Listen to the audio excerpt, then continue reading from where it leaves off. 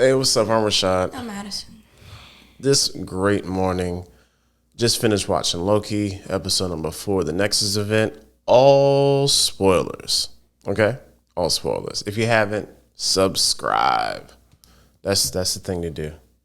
It really is. Get right into it. I'm gonna start that from the end, okay? The main thing we found out that the TVA was fake.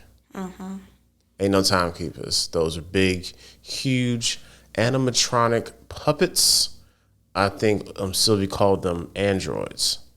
Lifeless, Yeah, they called you mindless androids. mindless androids. Yeah, so, They had life to them. yeah, Moving and talking. yeah, definitely. Basically, we see the TVA being broken down in a rather fast fashion. So, first person we see having issues is C20. C20. C20, basic from the last episode, they killed her because she knew too much.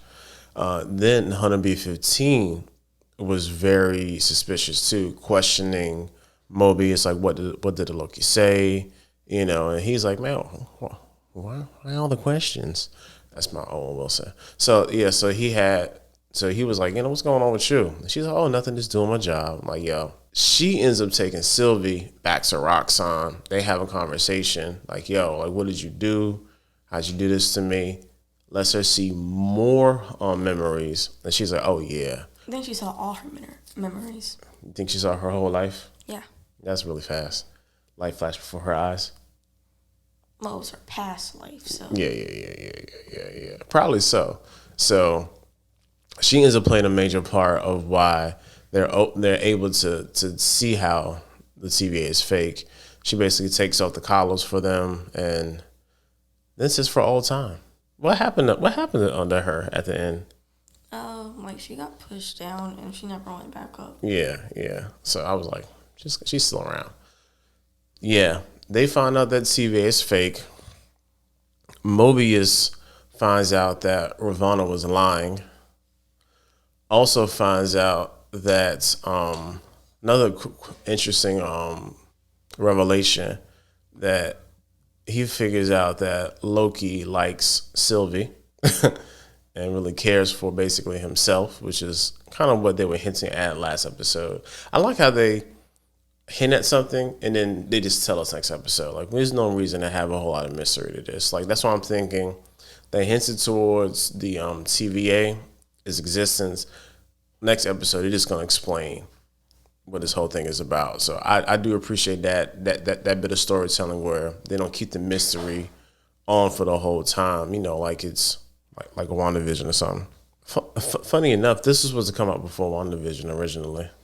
Yeah, but anyway, we also see Hunter C20, Hunter B15, Mobius, Loki, Sylvie. We see Sylvie's basically origin of her when she got picked up by the TVA. She was just a wee little lad playing with her boat, having visions of Valkyrie saving the day. And they was like, oh man, get over here. You don't belong. And she didn't know what the heck was going on. But the funny thing, since she is the goddess of mischief in her timeline, she was able to fake out and take the temp pad and figure everything out from a young Hunter Ravonna. You realize that's who that was, right?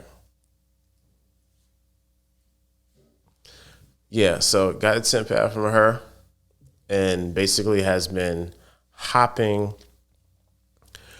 thousands and thousands of Nexus events her entire life. So her whole life has been that are going to be destroyed. Yeah. So her whole life has been living in pure destruction and chaos the entire time. So that's when, even though Loki is selfishly thinks about himself, trying to express that, like he has love for her. And it could just be like a more of a, how can I put this? It could be more like a filial, like a brotherly love, not so like an eros, like erotic love.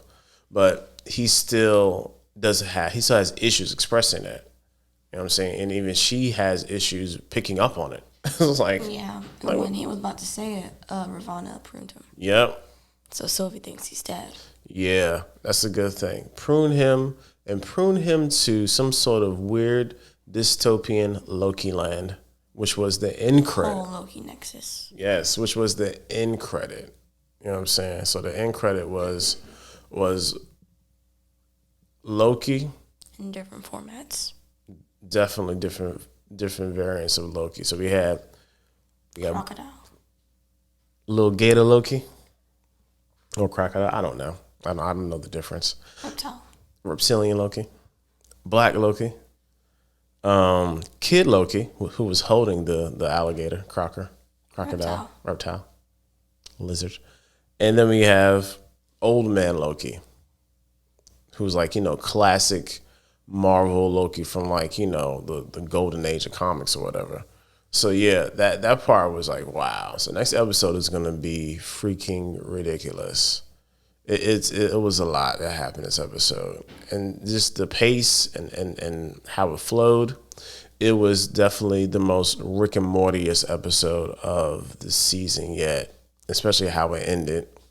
So basically, hopefully, I'm really hoping next episode is like just the Counselor Ricks, just seeing all the Lokis walking around doing stupid Loki stuff. That would be amazing. Like musics. Say what? Like musics. Nah. Mr. Mises? Nah, not that. Mr. Mises. Because they're doing something and they're coming. Like musics. Sure. And they just want to die? Basically. Yeah, They're doing dumb stuff to die. they are.